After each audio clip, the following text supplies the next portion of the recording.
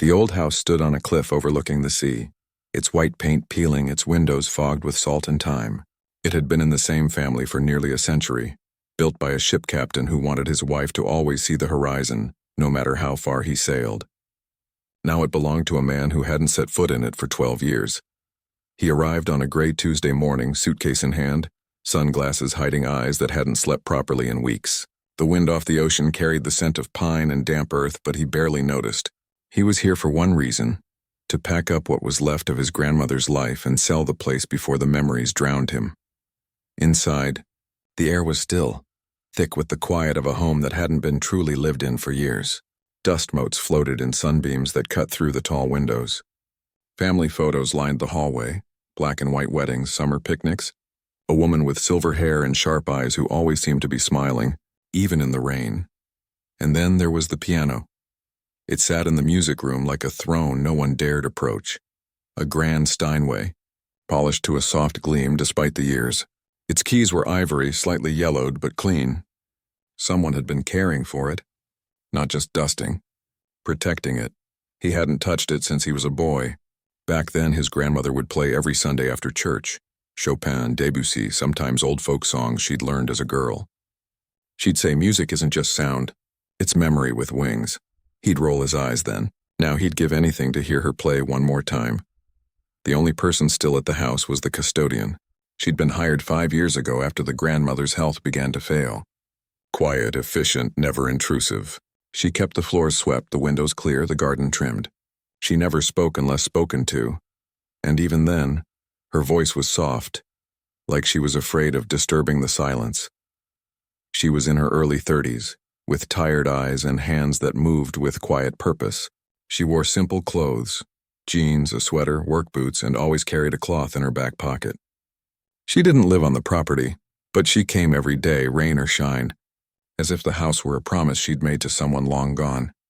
What no one knew, not the neighbors, not the lawyer, not even the grandmother before she passed, was that the custodian had once been something else entirely. Before life got heavy, before hospitals and bills and sleepless nights, she'd been a student at one of the country's top music conservatories. Teachers called her gifted. Audiences held their breath when she played. She practiced 6 hours a day, fueled by dreams and black coffee, her fingers dancing over etudes like they were breathing. She was on track for a solo debut in New York, maybe even Europe. But then her younger brother got sick. Not just a fever, something deep, something that wouldn't go away. Doctors used words like rare, progressive, uncertain. The treatments were expensive. The insurance ran out fast. She dropped out of school overnight, sold her keyboard, took whatever work she could find. Cleaning offices, washing dishes, folding laundry at a hotel. The piano became a luxury she couldn't afford, not in time, not in money, not in heart. Still, she never stopped listening. She'd hum melodies while scrubbing floors, tap rhythms on bus windows, imagine concert halls in the echo of subway tunnels. Music never left her, it just went quiet like a song on pause. When the job at the seaside house came up, she took it not for the pay, but because of the piano. She'd seen a photo of it in the listing. Sunlight on polished wood, a bench worn smooth by decades of love. Something in her chest had cracked open just looking at it. She never played it, not once. She dusted it carefully, tuned it when it drifted flat, kept the lid closed like it was sleeping. She treated it like a sacred thing because it reminded her of what she'd lost and what she still carried inside. Now, the grandson was back. He walked through the house like a ghost, touching things but not really seeing them. He packed books, boxed photos, labeled drawers. He avoided the music room. Every time he passed the open door, he'd pause, stare at the piano, then walk away quickly as if it might call out to him. She watched him from a distance, giving him space. She knew grief. It wasn't loud. It was the way someone moved through a room like they were underwater.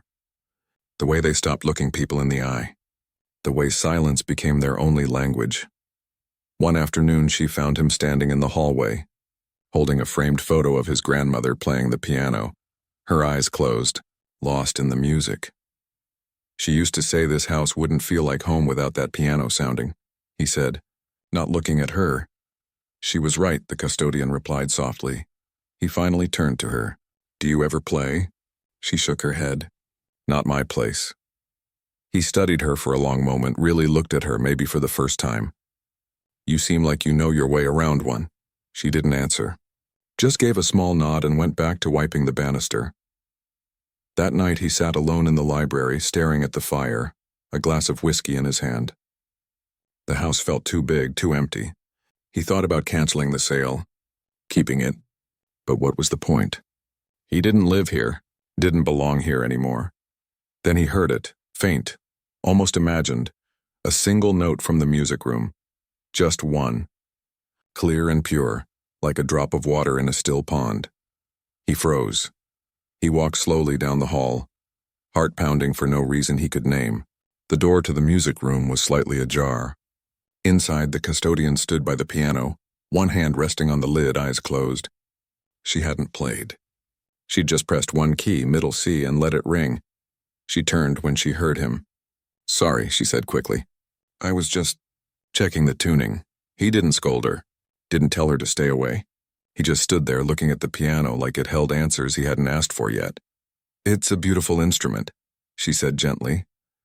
"It was hers," he replied. "She said it had a soul. Maybe it still does." He looked at her then, not as staff, not as a stranger, but as someone who understood what it meant to lose something precious and keep going anyway. He didn't say thank you. He didn't say anything at all. But when he walked away, he left the music room door open. And for the first time in years, the house didn't feel quite so silent. The invitation had gone out quietly. Just a handful of neighbors. A few local historians, the town librarian, and the old gardener who'd worked the property since the 1970s. It wasn't a party, not really. More like a farewell. The grandson had decided to sell the house, and this gathering was his way of saying goodbye to the people who'd known his grandmother best. He figured it was the decent thing to do. By late afternoon, the front porch and garden were filled with folding chairs, mismatched teacups, and the soft murmur of voices sharing stories. Someone brought homemade lemon bars. Another played folk tunes on an acoustic guitar. The air smelled of sea salt and rosemary from the overgrown garden. He stood near the railing, glass in hand, listening but not joining in. He wore a button-down shirt, sleeves rolled up, but he looked more tired than polished. The whiskey he'd poured earlier hadn't helped. If anything, it made the weight in his chest heavier. "She'd have loved this," said the librarian, an older woman with kind eyes and silver braids. "She always said music and memories were the only things worth passing down." He gave a tight smile.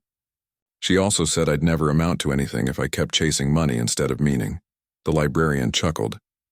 "Sounds like her." He glanced toward the house, where the custodian moved quietly between rooms, refilling water pitchers and straightening chairs. She wore a simple dress today, dark blue, no jewelry, and kept to the edges of the gathering, as if she knew her place was just outside the circle of warmth. One of the neighbors, a retired professor with a booming laugh, clapped him on the shoulder.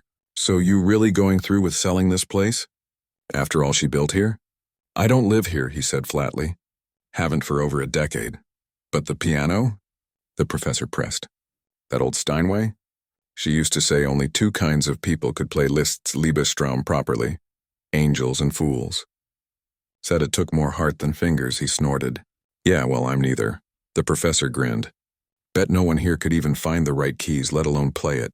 A few people chuckled. Someone joked about trying to bang out chopsticks. He looked toward the music room, then back at the group. His tone turned sharp, edged with something bitter. Grief, maybe, or just the kind of arrogance that comes from feeling cornered. "Honestly, I doubt anyone alive could play it the way she did. Not without breaking something inside." His eyes landed on the custodian as she passed by with a tray of empty glasses. She kept her gaze down, but he saw the way her shoulders tensed on impulse. Maybe from the whiskey. Maybe from the ache of missing his grandmother so badly it felt like a physical wound. He raised his voice just enough for her to hear. "You, custodian. Come here," she stopped. Turned slowly. Everyone's eyes followed. He gestured toward the house. "My grandmother's favorite piece. Liszt's Liebestraum, play it." Right now, she didn't move. "Sir, I'm not—" "If you can play that piano," he interrupted, his voice light but laced with mockery, "I'll marry you." The crowd burst into laughter. It was clearly a joke, a rich man's punchline, a way to lighten the mood. Someone whistled. Another said, "Better start practicing your vows." She stood very still. Her face didn't flush. She didn't look away. She just looked at him, really looked, and in that moment he saw something he hadn't expected. Not anger, not shame, but quiet sorrow. Like she knew exactly what kind of pain was hiding behind his words. Then, without a word, she set down the tray and walked toward the house. The guests followed, curious, still chuckling as if they were heading to a sideshow. They gathered in the doorway of the music room, leaning against the frame, sipping tea, waiting for the stumble, the awkward silence, the polite applause. She entered alone. The room was bathed in golden afternoon light. Dust floated in the air like tiny stars.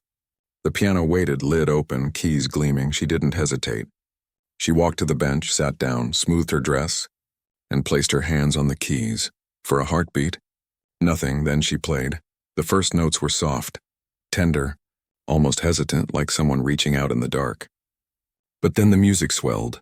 Not loud, but deep, rich, full of longing and love and loss. Her fingers moved with a kind of quiet certainty, as if they'd been waiting years for this moment. It wasn't just technique. Anyone could learn the notes. This was something else. This was memory. This was heart. The laughter died instantly. The professor's jaw dropped. The librarian covered her mouth with her hand. Even the guitarist stopped strumming. He stood in the back, frozen. The glass in his hand trembled. He hadn't heard this piece since he was 10 years old, sitting cross-legged on this very floor while his grandmother played it after his dog died. She'd said, "This song is for when words aren't enough."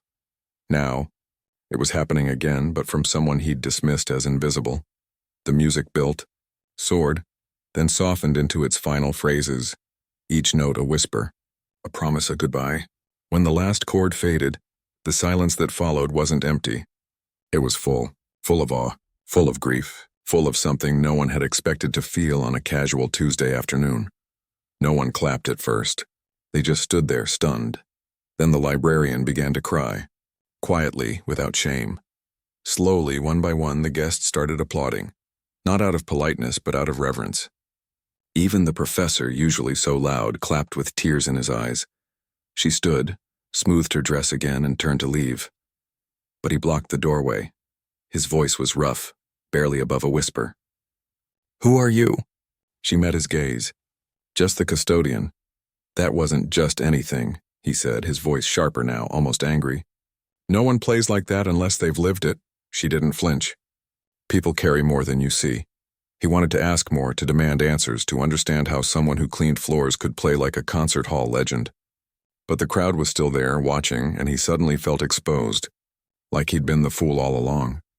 Before he could speak again, she stepped around him and walked out into the garden, disappearing down the path toward the gate. He didn't follow. Back inside, the guests lingered, murmuring in hushed tones. "Where did she learn to play like that?" "She must have studied for years." "Your grandmother would have loved her." He didn't answer. He just walked to the piano, ran his fingers over the keys she'd just touched, and felt something shift inside him. Something he couldn't name yet, but knew would change everything. That night, long after the last guest left and the dishes were washed, he sat alone in the music room. The house was quiet again, but it didn't feel empty anymore. It felt waiting, and for the first time in years, he didn't want to sell it. He wanted to hear her play again. Not as a joke, not as a dare, but because, for the first time since his grandmother died, he felt like he might finally be ready to listen. The morning after the gathering, the house felt different. Not because anything had changed. The furniture was still the same, the sea still crashed against the cliffs, the gulls still called from the rooftops, but because something inside him had shifted. He woke before dawn, made coffee in the old kitchen his grandmother used to hum in, and sat at the table staring at the music room door like it held a secret he wasn't sure he deserved to know. He hadn't slept. Every time he closed his eyes, he heard it again. The way the music had risen and fallen like breath. The way it had wrapped around the room and pulled everyone into something deeper than sound. And he kept seeing her face, not when she played, but right before, when he'd made that stupid, cruel joke. There hadn't been fear in her eyes, just quiet understanding, like she knew grief when she saw it, even when it wore a suit and spoke in sarcasm. He didn't expect her to come back. After what he'd said, After the way he'd treated her in front of everyone, he wouldn't blame her if she quit. But just after 9, he heard the familiar sound of her car on the gravel drive. A few minutes later, she walked in through the back door, wearing her usual work clothes, a thermos in one hand, a cloth in the other. She didn't look at him, didn't say good morning, just went straight to the hallway and started dusting the banister like nothing had happened. He watched her for a long time. Then he walked into the music room and sat on the piano bench. He didn't play, he barely knew how, but he ran his fingers over the keys, remembering how his grandmother's hands used to move across them like they were dancing. After a while, she appeared in the doorway. "You don't have to stay," he said without turning around. "I have a job to do," she replied simply. He finally looked at her. "Why didn't you tell me you could play like that?" She leaned against the doorframe, arms crossed. "It wasn't relevant." "Relevant?" He almost laughed. "You played Liszt like you were born to it." "That's not irrelevant." She was quiet for a moment. "Music isn't a performance for me. It's private. Or it was until yesterday." He stood up. "I owe you an apology." "You don't owe me anything." "Yes, I do." He took a step closer. "I made a joke out of something sacred." "Out of you. And I'm sorry." She studied his face as if trying to decide if he meant it. Finally, she nodded slightly. Apology accepted. He didn't push. Didn't ask for more. But before she turned to leave, he said, "The house. I've decided not to sell it." She paused. "Why?" "Because it still has music in it," he said quietly. "And I think my grandmother would have wanted that to stay." She didn't smile, but something in her eyes softened. Over the next few days, a new rhythm settled into the house. She kept doing her work, sweeping floors, tending the garden, airing out rooms, but now in the afternoons she'd sit at the piano. Not for long, just 20 minutes, maybe half an hour. She never played when he was in the room, but he'd often find himself lingering in the hallway, listening through the crack in the door. He started leaving the music room door open. One rainy afternoon, he finally walked in while she was playing. She stopped immediately, fingers hovering over the keys. "Don't," he said gently. "Please, keep going." She hesitated, then nodded. This time she played a simple Bach prelude, clean, precise, calming. He sat in the armchair by the window and just listened. When she finished, he didn't clap. He just said, "Thank you." They began talking more after that.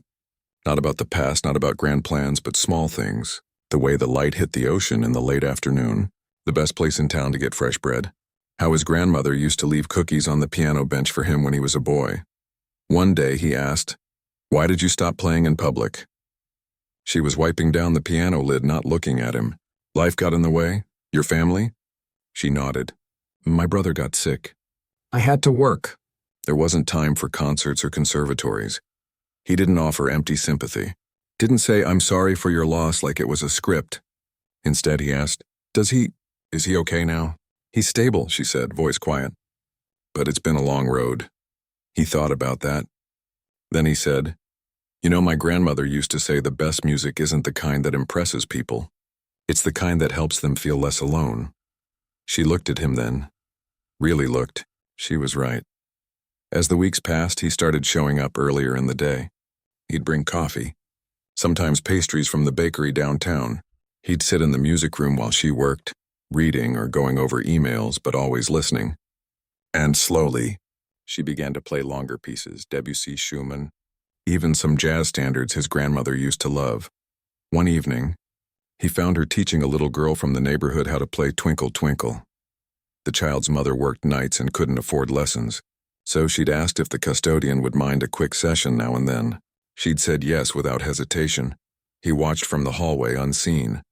The way she knelt beside the child, guided her small hands, whispered encouragement. It wasn't just skill. It was care. Later he asked, "Do you teach often?" "Just when I can," she said. Music shouldn't be only for people who can pay for it. That night he called his assistant. "Set up a fund," he said, "for music lessons in this town. Full scholarships. No questions asked. And make sure the community center gets new instruments." His assistant was surprised. "Since when do you care about local arts?" "Since I remembered what matters," he replied. But even as things grew warmer between them, a shadow lingered.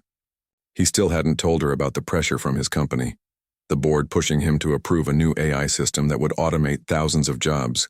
including many in this very town. He knew it was wrong, but walking away from it would cost him millions. Maybe his position. He didn't know how to say it out loud. Then one afternoon, as she played a gentle Chopin nocturne, he sat beside her on the bench and said, "I have a decision to make. A big one, and I don't know if I'm strong enough to do what's right." She stopped playing. What kind of decision? He told her everything, the project, the profits, the people who'd lose their jobs. "My board says it's the future, but it feels like betrayal." She was quiet for a long time. Then she placed a hand on his arm, just for a second. "Your grandmother didn't build her life to be remembered for how much she had. She built it to be remembered for how she made people feel." He looked at her. "What would you do?" "I'd ask myself, when I'm old, sitting in this room, will I be proud of the choice I made today?" He didn't answer. But that night he called an emergency board meeting. The next morning he walked into the music room to find her tuning the piano. "I canceled the project," he said. She turned, surprised. "Just like that?" "Not just like that," he said. "But yes. I'm redirecting the funds to retraining programs instead." She smiled. A real quiet smile. "She'd be proud of you." He didn't say anything. He just sat down and played a single note on the piano. It was off-key. She laughed softly and helped him find the right one. In that moment, they weren't millionaire and custodian. They were just two people learning to trust again, one note at a time. But peace never lasts long when the past is still watching. Because while they were building something new, someone else was digging into her history, and what they found would threaten to tear it all apart before it even had a chance to grow. The house had begun to breathe again, not in the way old buildings creak or settle, but in the quiet rhythm of two people learning to trust each other. Morning started with the smell of coffee and the soft clink of dishes in the kitchen. Afternoons filled with music. Sometimes her playing alone, sometimes him sitting nearby, listening like he was hearing sound for the first time. Evenings ended with walks along the cliff path, the ocean stretching out below like a promise. He'd stopped talking about selling the house. Instead, he'd started restoring it, fixing the leaky roof, repainting the sunroom, even planting new roses in the garden his grandmother used to tend. He didn't do it for show. He did it because, for the first time in years, he felt like he belonged somewhere. She, in turn, had begun to relax. She still kept her distance in some ways, never staying past dusk, never accepting his offers to drive her home. But she no longer flinched when he entered the music room. Sometimes she'd even play a piece just for him, something gentle and searching, like she was trying to say things words couldn't carry. One Saturday, he surprised her with a small upright piano in the community center downtown. "For the kids," he said, standing awkwardly in the doorway as she stared at it, stunned. "You mentioned they only had that old keyboard with the broken keys." She ran her fingers over the smooth wood, eyes glistening. "You didn't have to do this. I wanted to," he said simply. "And I was hoping you'd keep teaching. Maybe even expand the program." She looked at him then, not with suspicion, but with something like wonder. "Why are you doing all this?" He shrugged. "Because music matters. And because you reminded me that people can change." She didn't say thank you. She just nodded, and that was enough. Word spread quickly in the small town. Soon more children signed up for lessons. Parents brought homemade cookies as thanks. The center director, a retired music teacher with kind eyes and a limp from an old dance injury, started calling her the heart of this place. He came to watch sometimes, not every week, but often enough that the kids knew him. They'd wave when he walked in, call him the piano guy's friend, and once a little boy asked if he could teach him to play too. He'd laughed and said, "I'm still learning myself." But beneath the growing warmth, a quiet tension remained. He hadn't told her about the calls from his board, their frustration over the canceled AI project, their warnings that he was losing focus. And she hadn't told him about the sleepless nights she still had, worrying about her brother's next treatment, about rent, about whether this fragile peace between them was real or just temporary. Then came the article.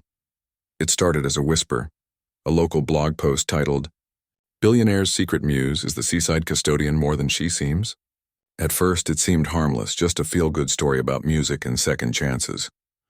But halfway down it dropped the bomb, a grainy photo from 10 years ago showing her standing beside a man in a courtroom. The caption read, "Daughter of disgraced financier linked to early Thorn Capital scandal."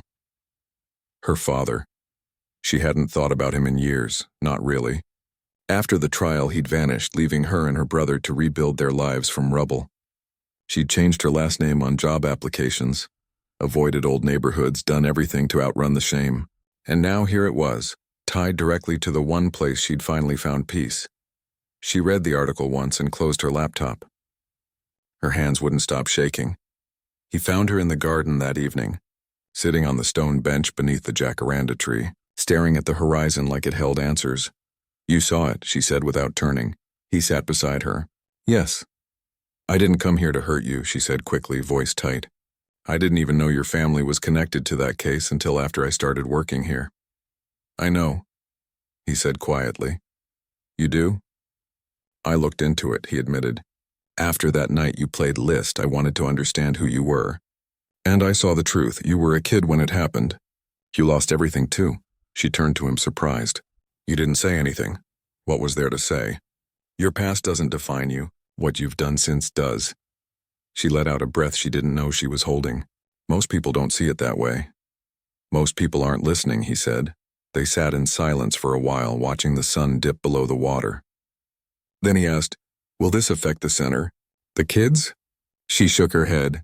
"Not if we're careful, but I don't want your name dragged into this. You've been kind to me, and I won't let my history ruin what you're trying to build." He looked at her. "You think I care more about my reputation than about you?" She didn't answer. "I'm not letting you walk away again," he said firmly. "Not over something you didn't do." She wanted to believe him. But old wounds don't heal overnight. The next few days were tense. Reporters called the house. A local news van parked down the street. The community center director asked if she'd like to take a short leave, just to let things cool down. She almost said yes. But then she remembered the little girl who'd just played her first full song, the boy who'd stopped stuttering when he sang, the parents who'd thanked her with tears in their eyes. This wasn't just about her. It was about them, so she stayed. And he stood by her. He didn't issue a press release, didn't call lawyers. Instead, he walked into the community center one afternoon and met with the board in person. "I've seen what happens in that room," he told them. "I've watched kids who couldn't sit still for 5 minutes learn to focus for 30. I've seen shy ones find their voice through a simple melody. That doesn't happen by accident. It happens because someone shows up week after week and believes in them." He paused. "If you remove her, you're not just losing a teacher. You're taking away their safe place. And that's on you, not on tabloids or old grudges." The board was silent. Then the director nodded. "We're keeping her." That night, he showed up at her apartment with 2 paper cups of tea, the kind she liked, with honey and lemon. She opened the door, surprised. "You shouldn't be here. Why not?" "People are watching, talking. Let them talk," he said. "I'm tired of living like I'm on trial." He stepped inside, handed her a cup and sat on the floor beside her. Not too close, just near enough. They sat in silence for a while, sipping tea, listening to the hum of the refrigerator and the distant sound of traffic. Finally, she spoke. "I don't know if I can keep doing this. Every time I think I've left the past behind, it drags me back." He looked at her.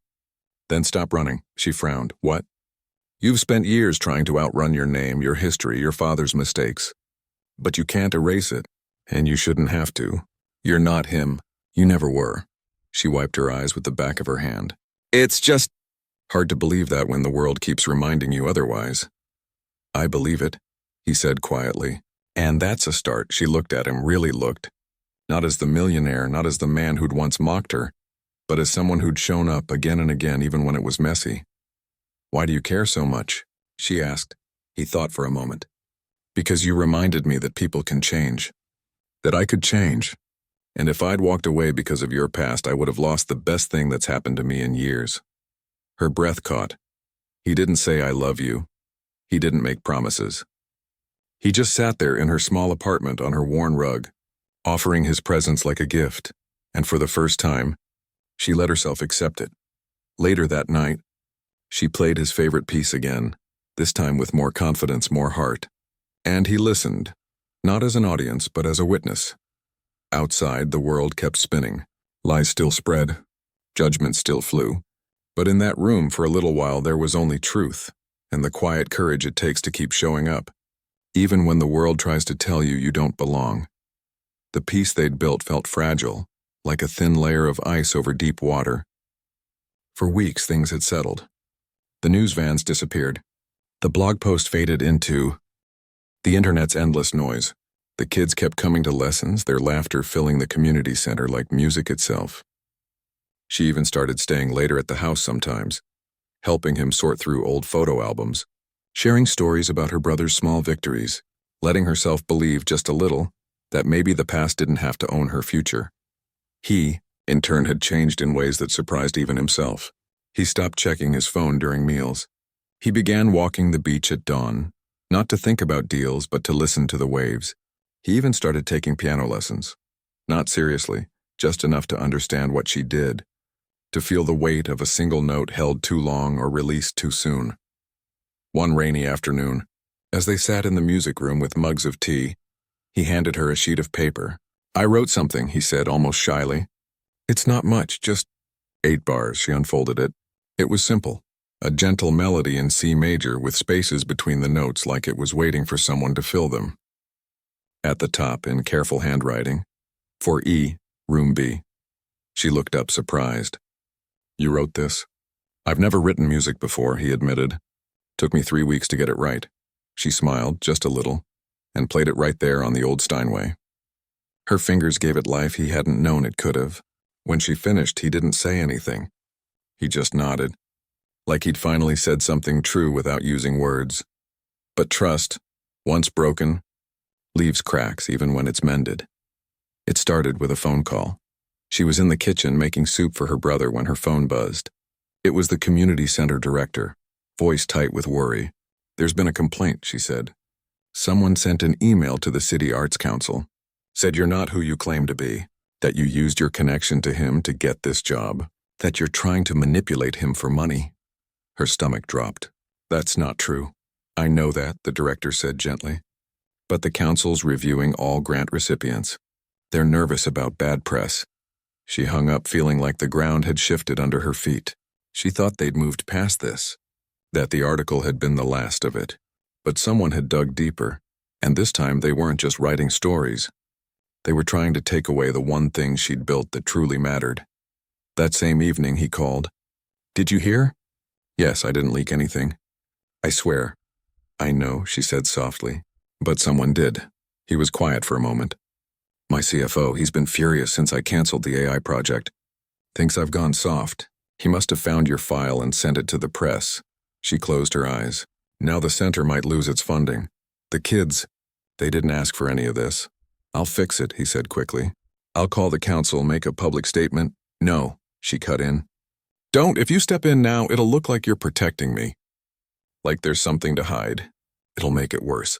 But I can't just let them—" "You have to," she said firmly. "Let me handle this my way." She hung up before he could argue. The next morning, she walked into the community center with her head high. The director met her in the hallway, eyes full of apology. "The council wants you to step down temporarily. Just until the review is complete." She nodded. "I understand." But instead of going home, she went to the city's arts office. She brought everything: her teaching license, references from past jobs, bank statements showing she'd never received extra money from the estate. Even a letter from her old conservatory professor, confirming her training. She didn't beg. She just laid out the facts. "I'm not here for myself," she told the council chair, a retired orchestra conductor with silver hair and tired eyes. "I'm here for the kids who show up every Saturday, because music is the one place they feel safe. Don't punish them for someone else's lies." The chair studied her for a long time. Then he said, "You remind me of someone I knew once. Played with heart, not just hands." He promised to look into it. Meanwhile, the millionaire did something unexpected. He didn't issue a press release, didn't call reporters. Instead, he walked into the community center himself during school hours when no one was around, and met with the board in person. He didn't defend her. He defended the program. "I've seen what happens in that room," he told them. "I've watched kids who couldn't sit still for 5 minutes learn to focus for 30. I've seen shy ones find their voice through a simple melody. That doesn't happen by accident. It happens because someone shows up week after week and believes in them." He paused. "If you remove her, you're not just losing a teacher, you're taking away their safe place." And that's on you, not on tabloids or old grudges. The board was silent. Later that week, the center announced it would keep her on staff. The city renewed its grant. The news cycle moved on, but the cost was high. She was exhausted. Not just from the fight, but from the weight of always having to prove she was worthy. Of trust, of kindness, of a second chance. She'd spent her whole adult life running from her father's shadow. And no matter how far she went, it always found her. One evening, she sat on her apartment floor, back against the couch, staring at the keyboard. She didn't feel like playing. She felt like disappearing. He found her like that. He hadn't called. Hadn't texted. He just showed up at her door with 2 paper cups of tea, the kind she liked, with honey and lemon. She opened the door, surprised. "You shouldn't be here." "Why not?" "People are watching, talking." "Let them talk," he said. "I'm tired of living like I'm on trial." He stepped inside, handed her a cup and sat on the floor beside her, not too close, just near enough. They sat in silence for a while, sipping tea, listening to the hum of the refrigerator and the distant sound of traffic. Finally, she spoke. "I don't know if I can keep doing this. Every time I think I've left the past behind, it drags me back." He looked at her, then stopped running. She frowned. "What?" "You've spent years trying to outrun your name, your history, your father's mistakes.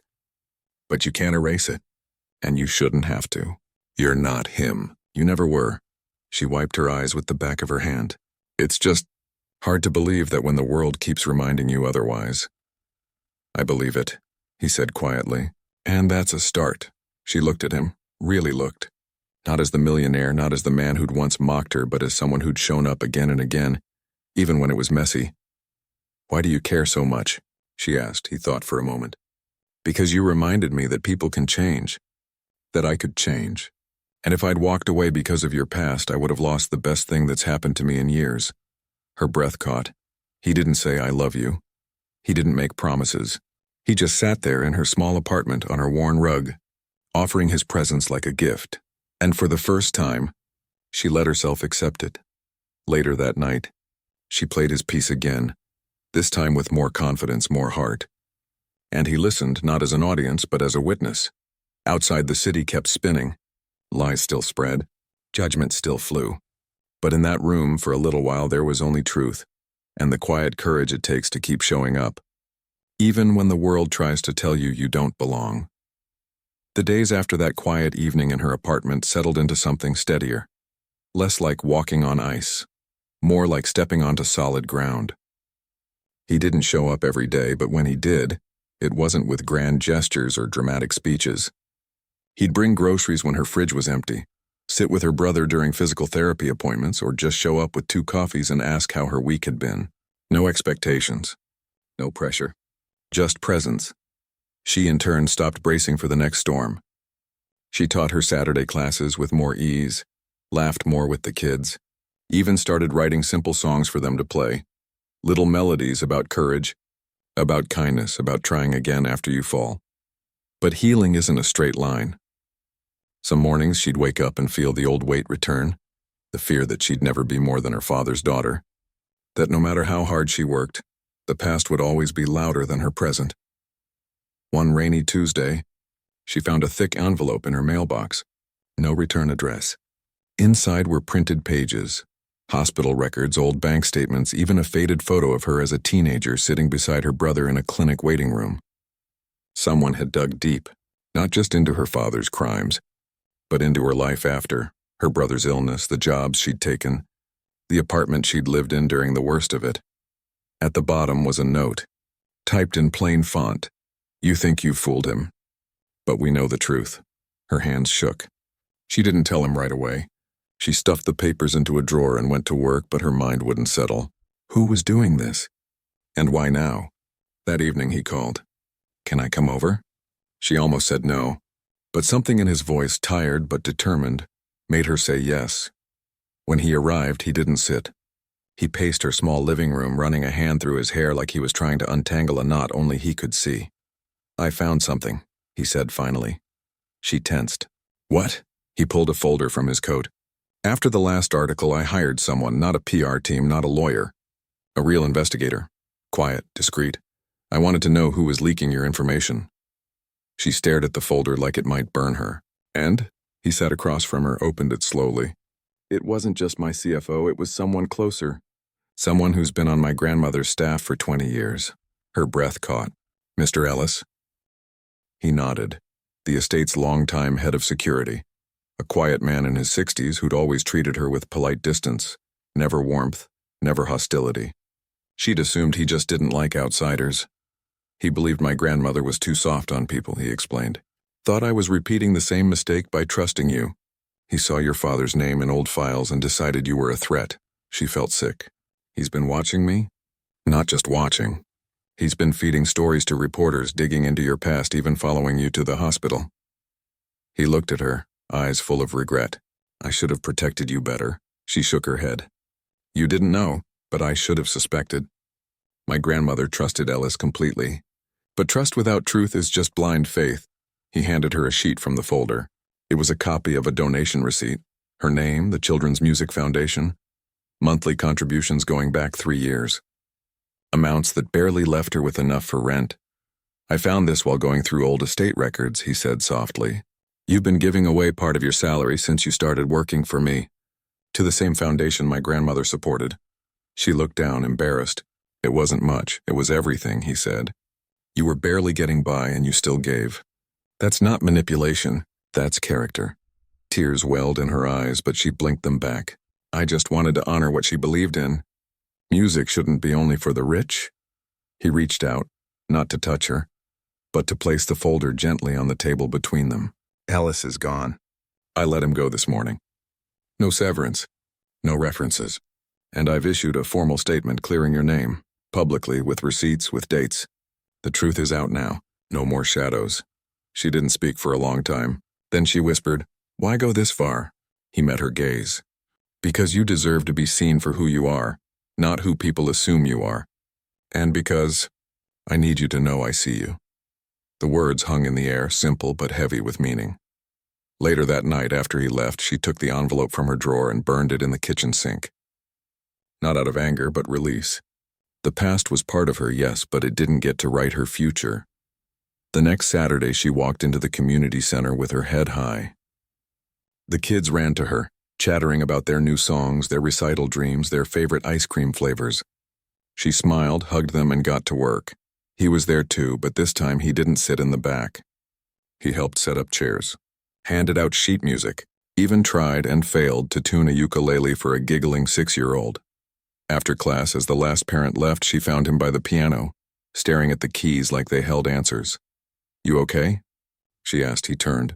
I've been thinking. My grandmother used to say the best investments aren't in stocks or buildings. They're in people. She leaned against the piano. Sounds like she was a smart woman. She was. And I think she'd want this place to keep going, stronger than ever. She looked at him, wary but curious. What are you saying? He took a breath. I want to fund a permanent music program here. Full scholarships, new instruments, maybe even a small performance space. But only if you run it. Her eyes widened. Me? You're the heart of this place, he said simply. Not me. Not my money. You.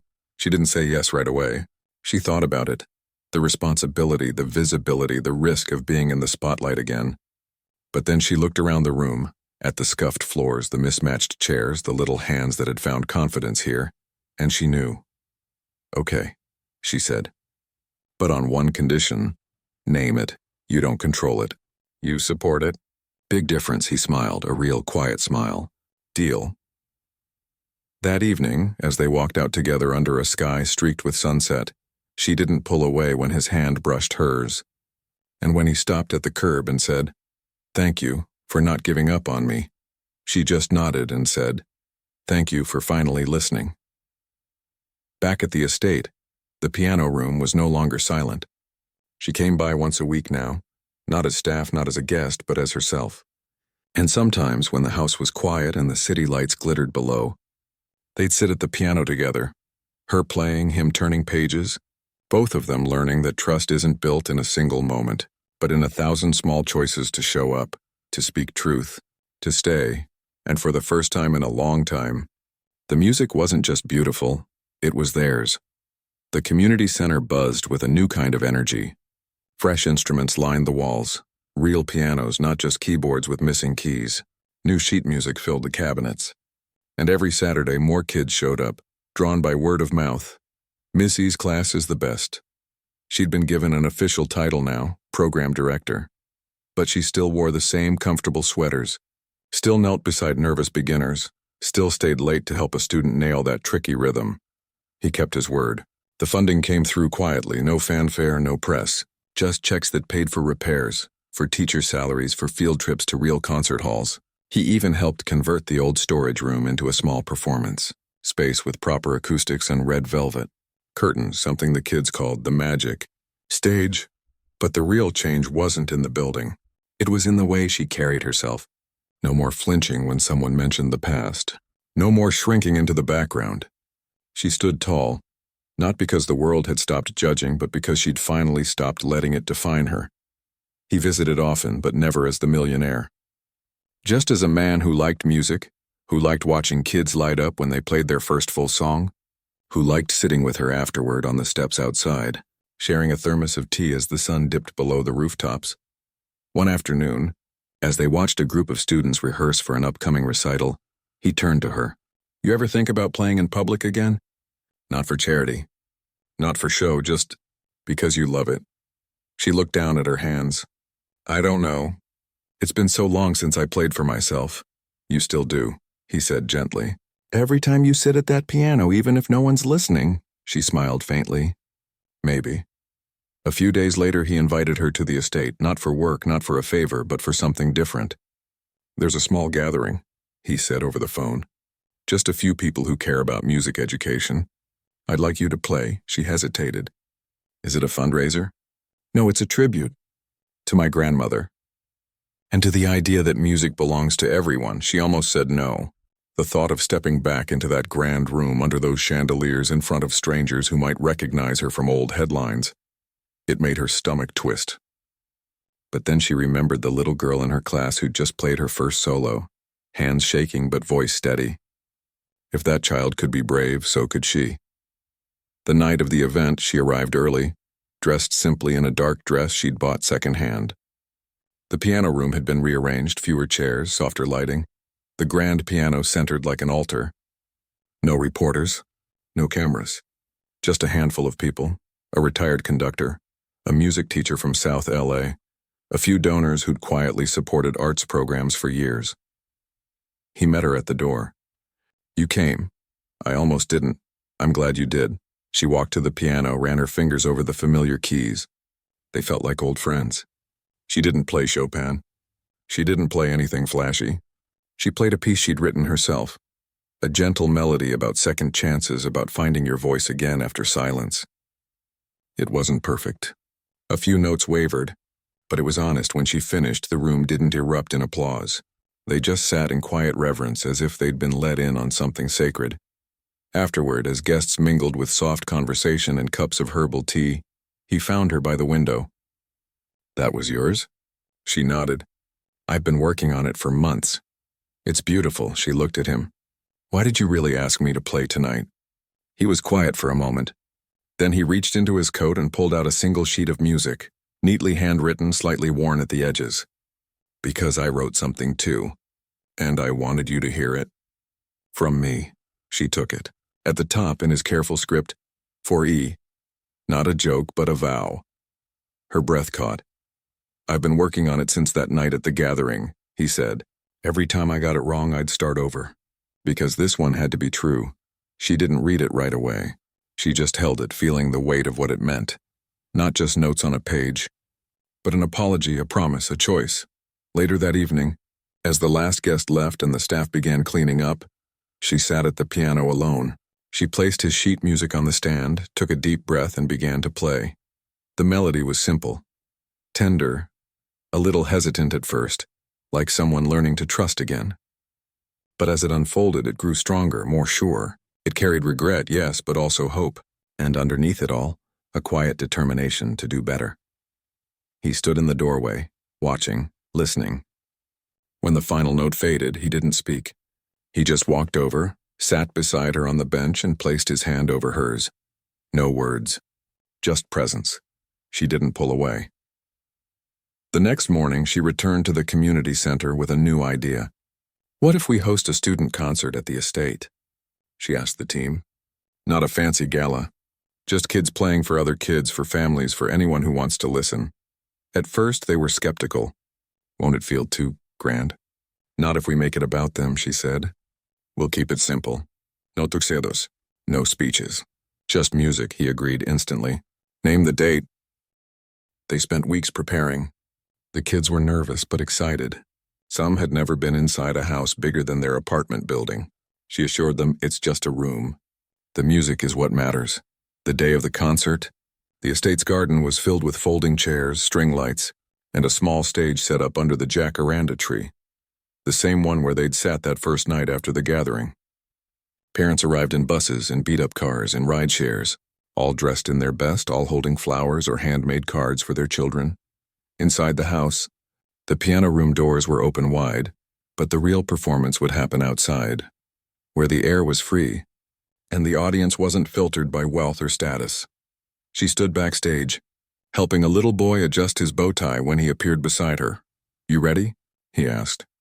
She looked out at the crowd, hundreds of faces, all waiting, all believing in the kids about to play. I think so. He handed her a single sheet of paper.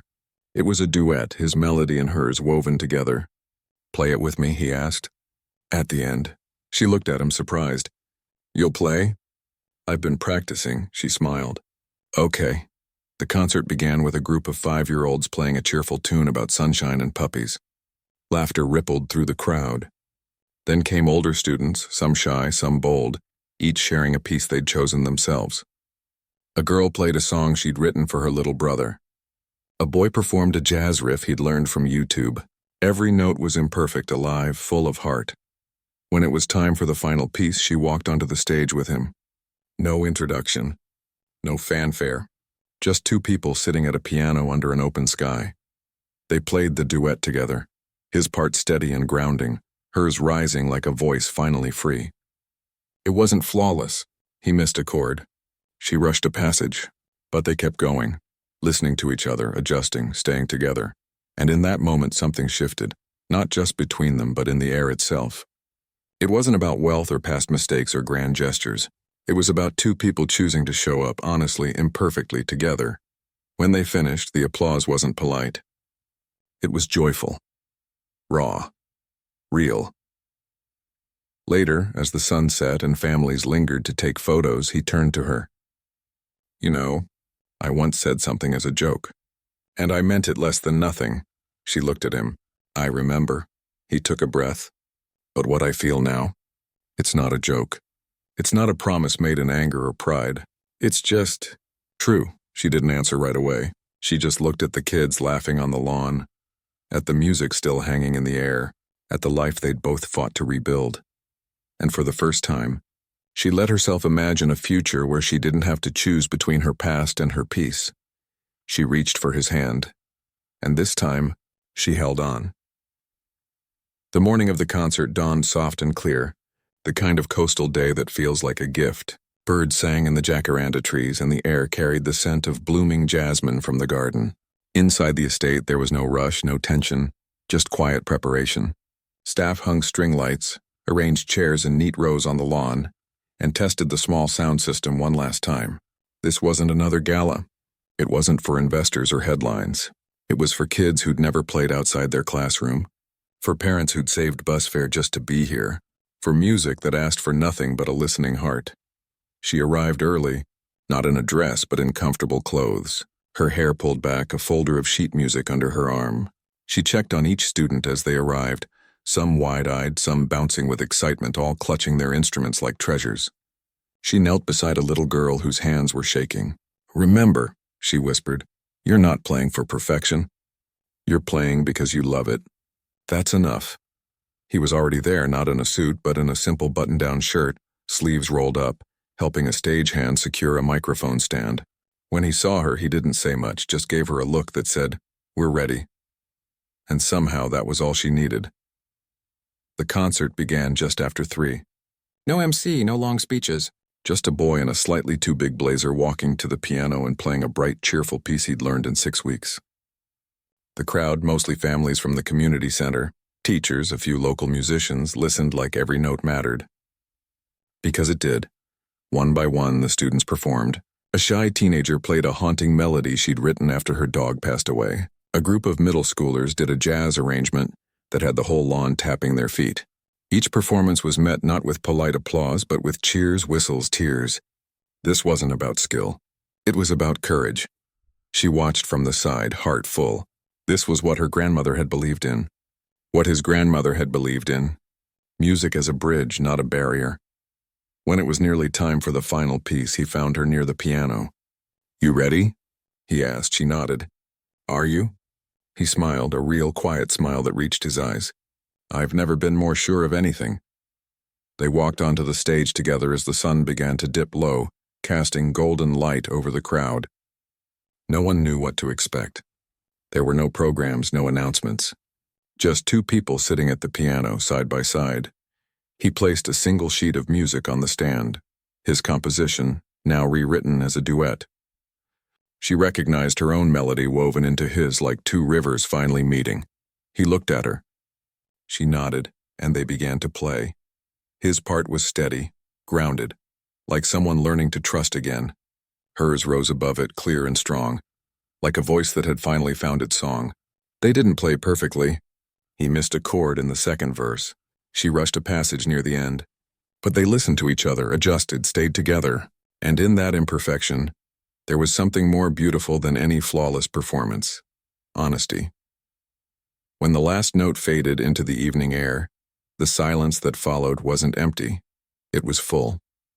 Full of feeling, of understanding, of shared hope. Then slowly he stood. The crowd quieted, sensing something was coming. He didn't reach for a ring. Didn't drop to one knee in front of hundreds. Instead, he picked up the sheet music, their duet, and held it out to her like an offering. "Months ago," he said, his voice calm but carrying across the lawn, "I made a joke no one believed. I said, 'Play this and I'll marry you,' and I meant it less than nothing. It was arrogance. It was grief. It was me hiding behind a laugh because I didn't know how to feel." He paused, looking at her. Not as a millionaire, not as a man used to commanding rooms, but as someone who'd been broken and was trying every day to do better. "But what I feel now, it's not a joke. It's not a deal. It's a choice. A real one." He stepped closer. "I don't want to marry you because of a bet or a performance. I want to marry you because you showed me that people can change, that I could change. Because you care more about a child's first note than $1 million deal. Because you've carried your pain with grace and still chose to give joy to others." He looked out at the crowd, not for approval, but to include them. "This place, this music, these kids, they've taught me what matters. And you've been at the heart of it all." Then he turned back to her, eyes soft. "So I'm asking again, not as a joke, not as a challenge, but as a vow, marry me, not for the world to see, but for us to build something real, together." Tears streamed down her cheeks, but she was smiling. She didn't take the sheet music right away. Instead, she sat back at the piano, placed her hands on the keys, and began to play. Not his piece, not hers, but something new. A simple, joyful chord progression, full of light and promise. He understood. He sat beside her, joined in, their hands moving in harmony. Sometimes leading, sometimes following, always together. The crowd didn't clap right away. They just listened as if witnessing something sacred. And in that moment, it wasn't about wealth or past mistakes or grand gestures. It was about two people who'd been broken, who'd chosen to heal, and who'd found each other not in perfection, but in the messy, honest space between silence and song. After the music ended, she finally took the sheet music from him. On the back, in small handwriting, he'd added a new title, Our Beginning. Later that evening, as the last guests left and the string lights glowed against the twilight, they walked through the garden together, not speaking, just being. The estate no longer felt like a gilded cage. It felt like a home, because it was filled with real things. Laughter from the kitchen where staff packed up leftovers for families, the sound of a child practicing scales on a borrowed keyboard, the quiet hum of a life being rebuilt, note by note. She stopped under the jacaranda tree, the same one where they'd sat that first night after the gathering, both lost, both hurting. "Do you think your grandmother would have liked this?" she asked softly. He looked up at the purple blossoms drifting down like confetti. She'd say it's about time I stopped living in the past and started building something worth leaving behind. She smiled. She'd be proud. He'd be proud of you, he said, turning to her. You brought music back to this house. Not just sound, soul. She reached for his hand. We did. And they stood there under the fading light. Two people who'd once been strangers, then enemies, then friends. And now, something deeper. Not because of a bet, not because of fate, but because they'd chosen again and again to listen, to trust, to try. In the weeks that followed, life didn't become a fairy tale. There were still hard days, old wounds that ached, moments of doubt, but they faced them together. Her teaching, him rethinking how his company could serve communities, both of them showing up for the things that mattered. And every Sunday morning, just like his grandmother used to do, they played piano together in the sunlit room, sometimes Chopin, sometimes jazz, sometimes just making up melodies as they went along. Because love, they'd learned, wasn't about grand declarations or perfect performances. It was about showing up, about choosing each other, again and again in the quiet moments between the notes. And in that choice, they found everything.